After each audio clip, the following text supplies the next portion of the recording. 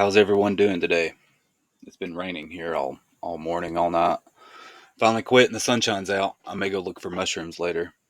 Yesterday I found chicken of the woods and some smooth chanterelles. I cooked them up with some chicken. They were delicious. I've been doing a lot of foraging here lately. It's kind of fun. It's a little bit of it's an excuse to get out and walk around in the woods. I like to walk around and not follow the trail. I like to walk across ridges in the winter so I can get a good views. And then I like to in this time of year I like to walk down into the between the ridges in the like where there's springs or small creeks and just walk alongside those. I've been walking through some places nearby my place and they this is all national forest and there's a lot of old structures there from there's a lake that the creeks run into, and this lake was built like I don't know 100 years ago or something, and so there was people living there before the lake was built because there was a river, and so there was a lot of people alongside the river, and then they bought everybody's land and forced them off of it, I guess, and built the lake, and now most of everywhere, I guess, like all the stuff is underwater. There was a train, a station, like a depot station, I think, with a train and train tracks that are underwater. People go down and look at them. But anyways, the creeks have like old rock structures where you can tell a house used to be there. It's like the foundation of a house. Everything's rotted away. It was probably over 100 years ago, and it might have even been longer than that since the houses were there, since there were actually people living in it. I'm not sure. It's hard to tell, but it's interesting because in these areas, the vegetation changes. There's a lot more walnut trees, and I'm guessing that's because the humans brought some walnut trees in and planted them. Same with apple trees. There's these mixtures. It's like a hybrid between a crab apple and an apple. Like they're really large crab apple trees.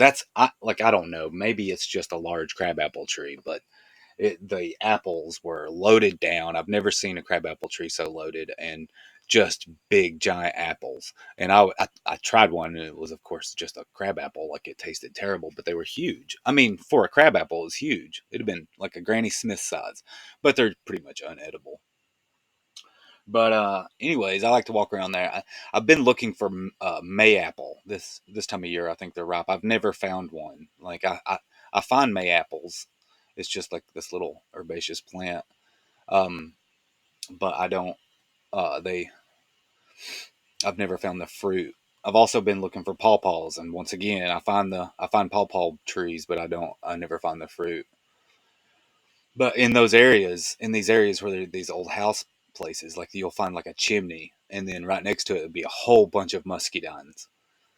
And these muscadines actually have grapes. I mean, depending on the sunlight, but in most of these areas, there's a few large trees, and most of the time, there it's stuff like a silver maple, which is kind of unusual around here. You don't see that many silver maples.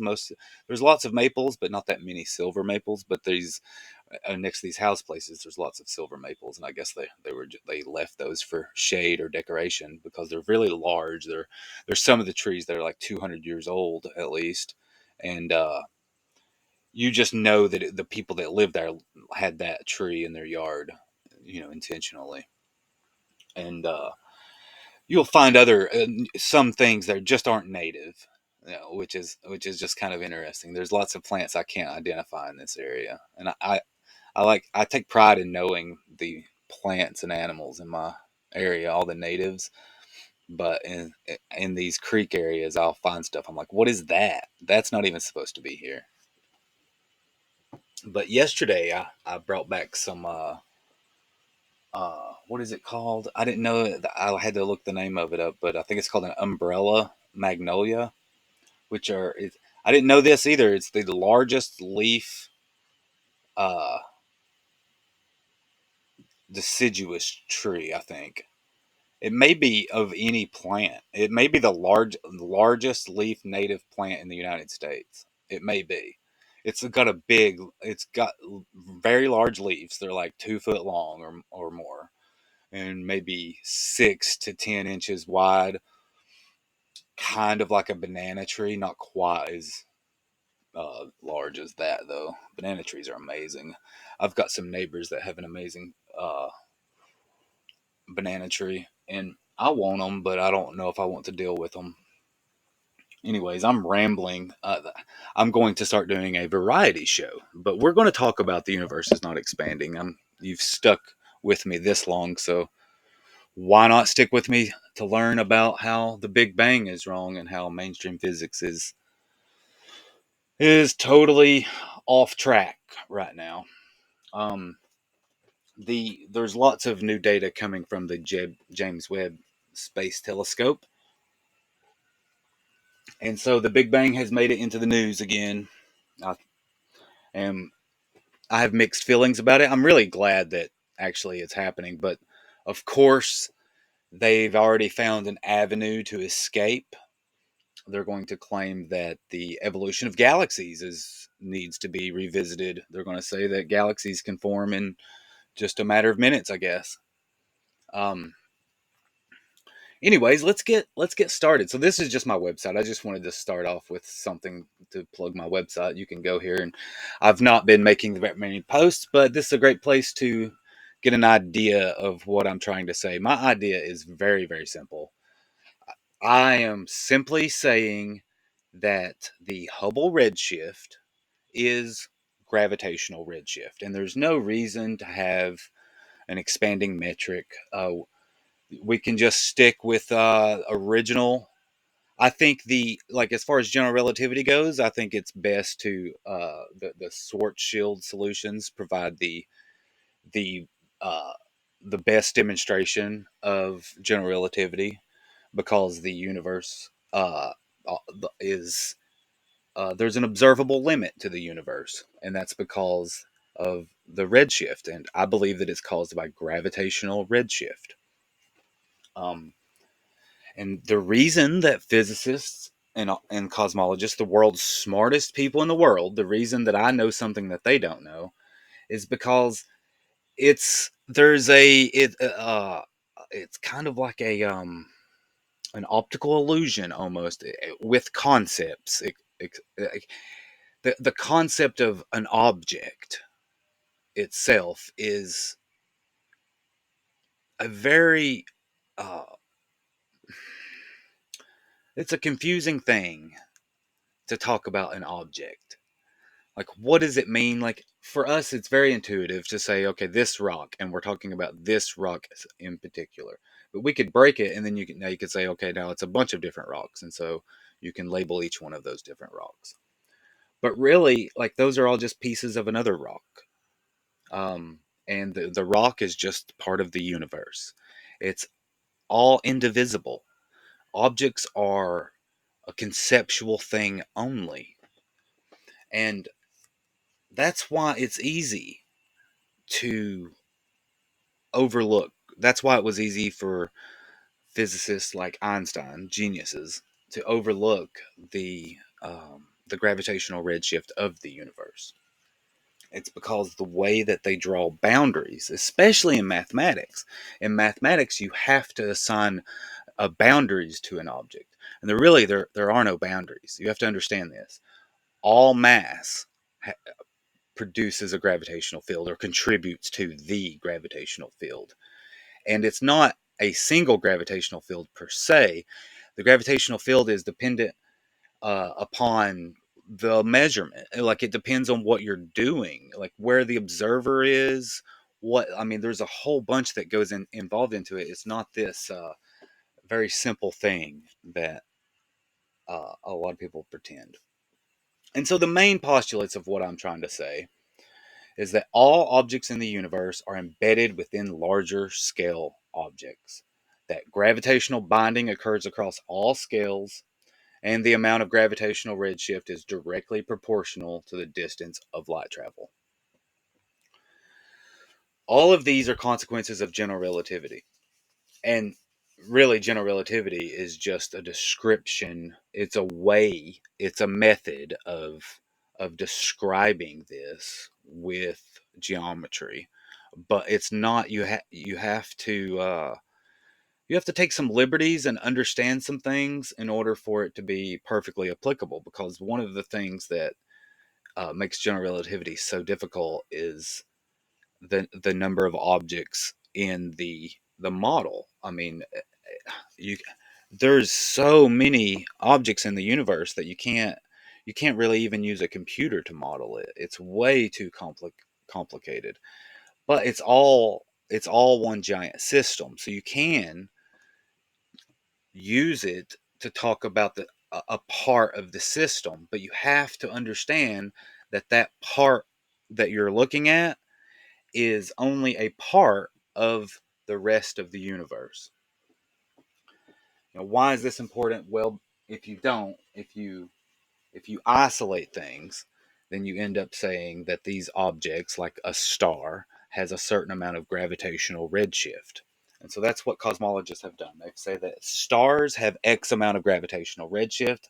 It's not enough to align with Hubble's law. But those stars are embedded in galaxies. And they say, the cosmologists even admit, okay, yes, the galaxy as a whole does contribute to the gravitational redshift, but it's just the galaxy. And you're like, okay, well, what about the cluster of galaxies around it? What about the arc, the great arc? There's a great arc in the universe found several years ago, and they were saying that it violated the cosmological principle, which is a little silly because it's not like it was that much different than the rest of the universe. It's just a region that they found that is gravitationally connected, and it's huge. It's huge, way too large according to lambda cosmology. And so, anyways, this arc, some people would have said that uh, would have took hundreds of billions of years to form, just because it would take that long for the galaxies to all get in place. But I think that's the wrong way of looking at it. Also, um, the the arc is just it's just visible. Like the rest of the universe is all gravitationally connected too. Everything is gravitationally connected. Everything. It's like a chain. A chain, like one chain is connected to the entire chain. One chain link is connected to the entire chain.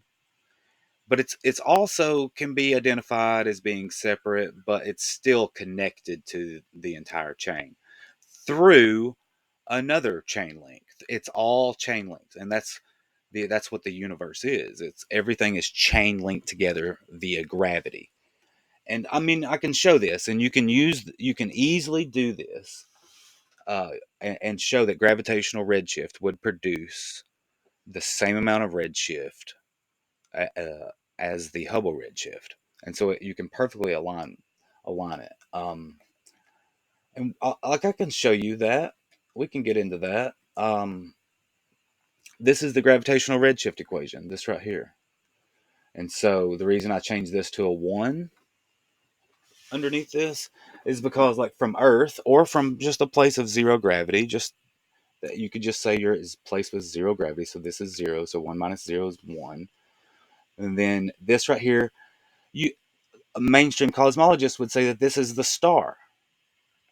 That this is the star you're looking at. But what if we're looking at a galaxy? They'd say, oh, okay, well, that's just the galaxy then. Well, that's okay. Which one is it? Is it the star or the galaxy? Or is it both? Okay, what about the cluster of galaxies? What if there's a bunch of other galaxies right next to the galaxy you're looking at? What if all of those galaxies are connected together via gravity to the rest of the universe? What if those galaxies are 13 billion light years away? What if those galaxies are 13 billion light years away?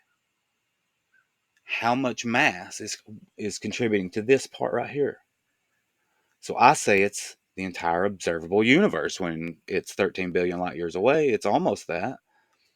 And so we can, if you take this number, say it is at the observable universe. You're looking at a galaxy that is at the far reaches using James Webb Space Telescope to look at a galaxy at z equals 20. And so you say that that amount of mass in the entire observable universe is what's contributing to the gravitational redshift at that point. So it almost equals, that would equal z equals 20. Now, if you take this top part here, this right here equals, at that point it would equal 7 times 10 to the negative 10 meters per second squared. If you take that and say that that is a uniform across the entire universe. So in other words, this this is the radius. This would be the distance from the source to the observer.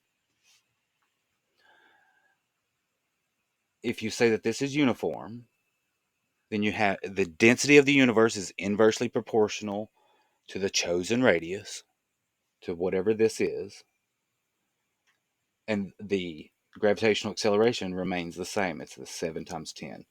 And so at 1 megaparsec, this is something like 72 kilometers per second per megaparsec. If interpreted as the Doppler effect. Of course, this is gravitational redshift instead of the Doppler effect, when you have to understand that. But if you're just in comparative units, then it's roughly equivalent to Hubble's law, which is that 70 something kilometers a second per megaparsec. It depends on the measurements, and that's one of the things I've seen in addition to uh, a galaxy evolution, is the modification of Hubble's law. And so they're doing this because the James Webb data coming out is definitely uh, uh, not good evidence for the Big Bang. It's the opposite of that. This is not what is expected. And I'll show you. I've got a couple articles here pulled up. So this first article, first batch of candidate galaxies at redshifts 11 to 20. And so 11 to 20 is very far. I've got a, where is that? Let me show you. That's not it. That's Fang Survey. That's it right there. So this guy named Gabe Langout and my friend Richard Emerson. Uh, I'm not sure which one created it, but I think maybe Richard created it using Gabe's thing. But anyways, I just wanted to give them credit. This is not my doing, but I like to show. I like to use this because this is a chart. See, it's got the years on the bottom. The x-axis is in years, and so this is billions of light years. So the Big Bang would have happened sometime right here, something like that. This is the beginning, and so there would be no galaxies until when? We don't know. But right here, it's almost a billion years after the Big Bang, and so you would expect galaxies here.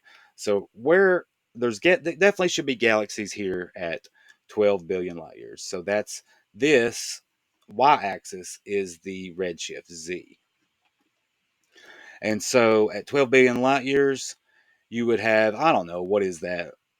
Z equals 2, something like that, 2 to 3, maybe 4, 5, something. You definitely have galaxies there. Now, we're not going to expect to see galaxies.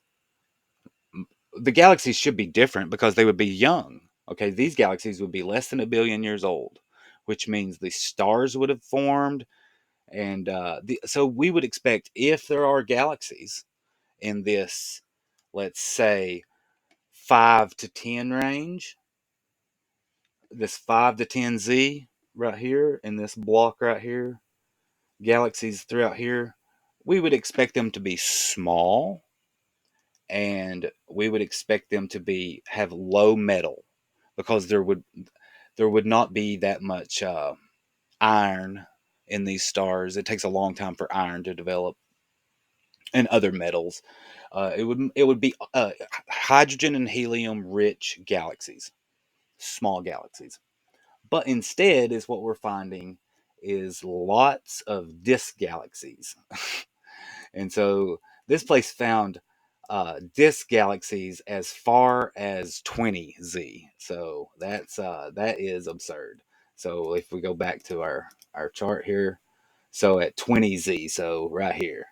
So that's this is pretty much moments after the Big Bang. I mean, this is there should not be disk galaxies there, and so they're all the mainstreamers are like, oh, we just need to change the our estimates about galaxy evolution, so galaxies can form a lot quicker. But that's to me, this is ignoring the obvious, and the obvious is that the universe is not expanding. And so, why is does everybody think the universe is expanding? It's because they messed up. That's why. It's because they looked up, they saw that the galaxies were redshifted, and they interpreted that as the Doppler effect. And it's not the Doppler effect, it's gravitational redshift. The reason it's gravitational redshift is because these objects are embedded within larger scale objects, where all objects are embedded within larger scale objects. And when you observe light, you're taking a segment.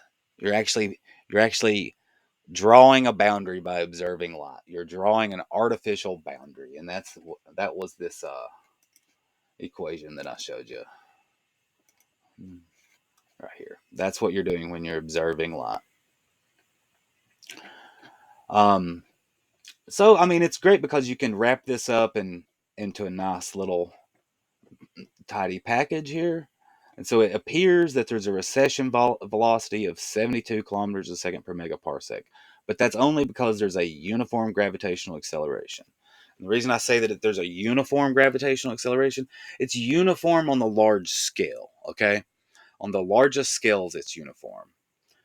This is the cosmological principle in effect.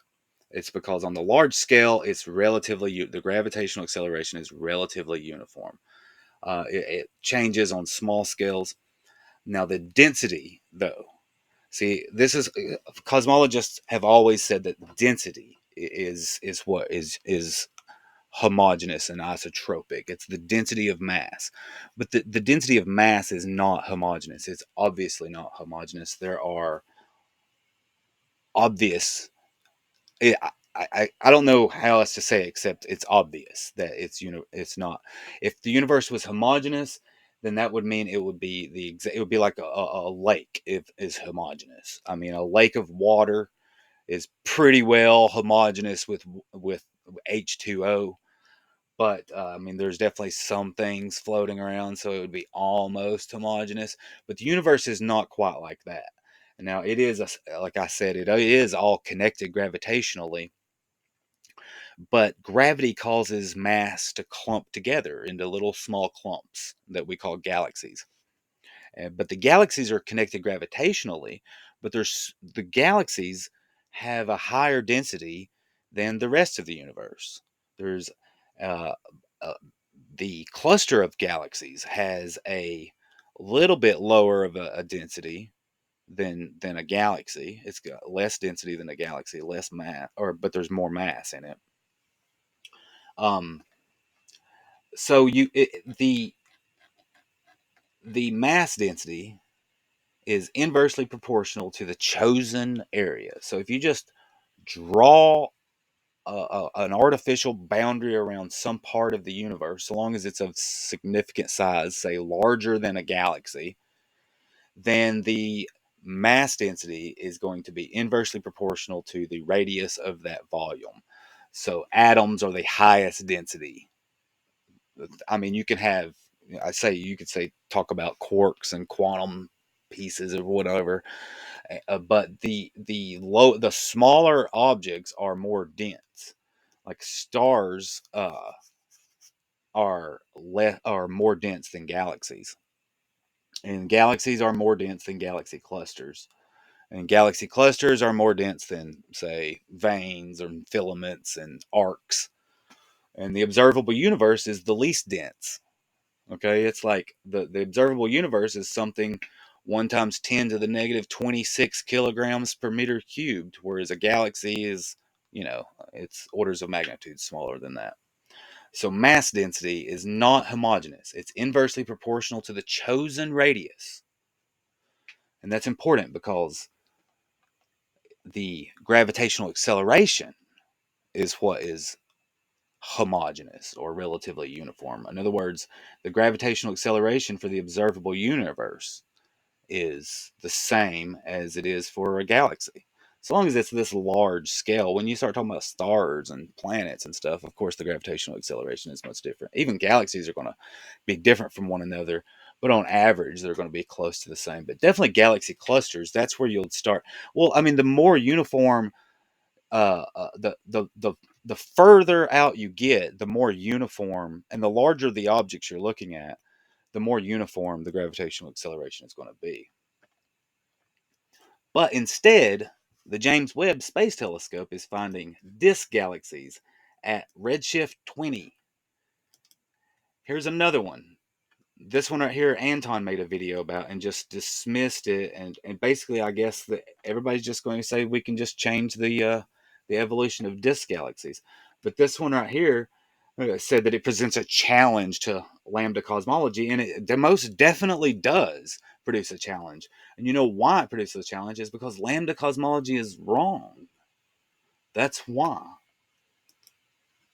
So here's another one. Redshift of at Z12. So this one, what was this one?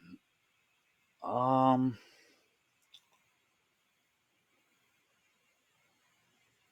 yeah, calling into question current galaxy formation models. They're going to change everything else before they change the paradigm. And it's funny because they're not allowing anything else. So here's a stress test. Fail.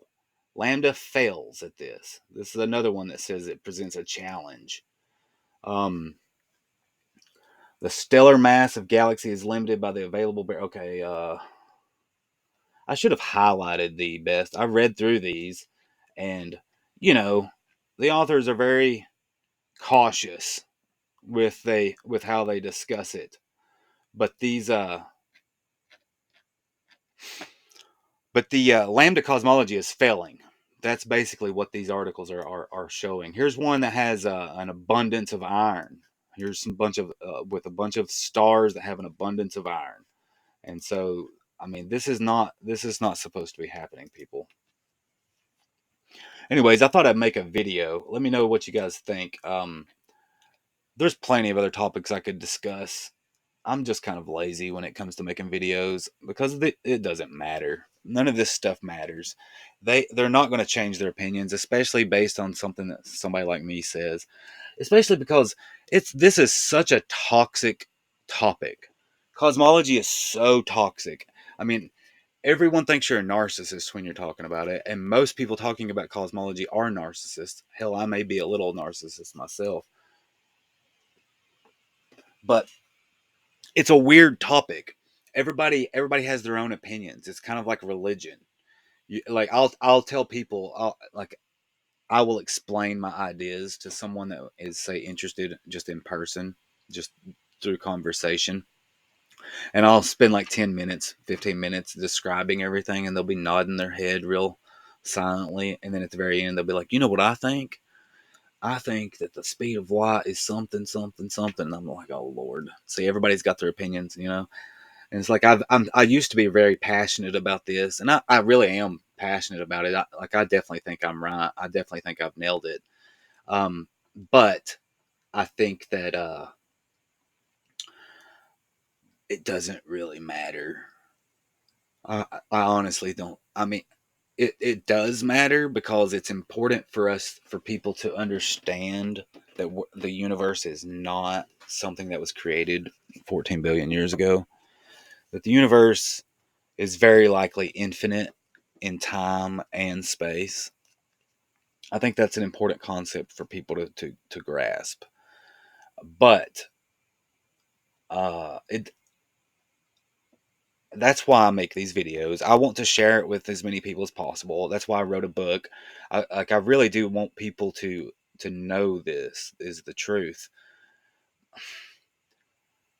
But nothing I say is ever going to change mainstream physics or cosmology. These people are exceptionally committed to their ideas.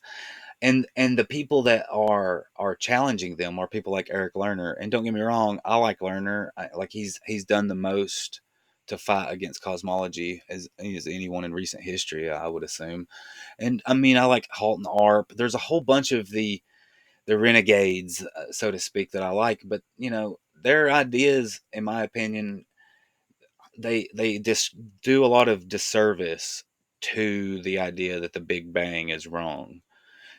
The plasma universe, that sort of thing, like, because that's a step in the wrong direction. I think the most important thing that we need for the mainstream to concede is that the universe is not expanding and that everything else is secondary to that, because physics would evolve on a more natural uh, in a more natural way if they would just get rid of the lambda paradigm. And it's this idea that we can just manipulate general relativity even though we have no other reason to do so. To me, that is the hurdle that is hurting physics the most. And it's just the lambda paradigm. Like, all you have to do is just assume the universe is not expanding. Instead of saying the universe is not expanding, they should have said, instead of saying the universe is expanding and developing an entire paradigm and preventing anyone from publishing outside of that paradigm, instead of all that, physicists should have just said, we have an unknown redshift. Same with dark matter and dark energy. No one should use those terms. They should just talk about the anomalies from uh, spiral galaxies or supernova.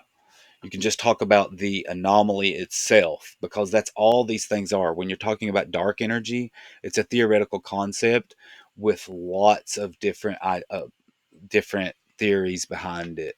And so when you're talking about dark energy, it's like, well, which dark energy? So and so's dark energy or this person's dark energy? Same with dark matter. It's like, oh, are you talking about this type of dark matter or this type of dark matter? Um, when really, most people, when they talk about dark matter, they're actually talking about the anomaly itself. For dark matter, that's the idea that spiral galaxies aren't spinning at the predicted rate. At least the stars on the exterior aren't.